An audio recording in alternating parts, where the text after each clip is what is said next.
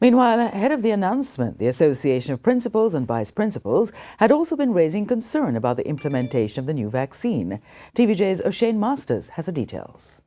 A day after the parliamentary opposition called for the Education Ministry to put the HPV vaccine program on hold until parents are adequately educated about it, principals and vice principals, through their association, are expressing a similar sentiment. President of the association, Linton Ware, is taking issue with key parties being in the dark on plans to administer the vaccine. When anything new that is going to come on stream, all stakeholder groups should be a part of the discussion. And I think a major part of the stakeholder group is our parents. Our parents need to understand clearly what it is that is being introduced. Our teachers need to understand fully what is going to be introduced as well. Our principals, they also need to understand clearly what it is that is expected of them. And let us say, for example, in our schools, a chief, as it relates to protection of our children and serving our children, are our guidance counselors. And many stakeholders within the grouping, they do not understand, they do not know about it. And I think it is very, very important for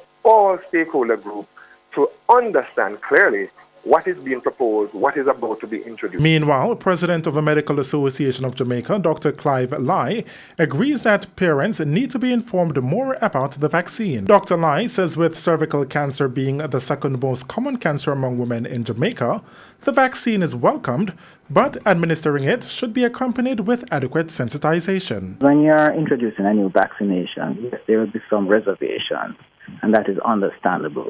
But you need public education, not just locally in the school, but even in the whole country. We should be aware of it.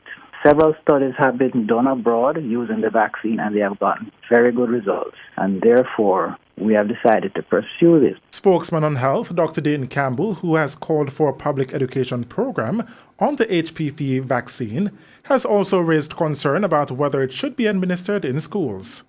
But Health Minister Dr. Christopher Tufton says the vaccine is not mandatory and has given the assurance that the program is not a trial and error process. O'Shane Masters, TVJ News.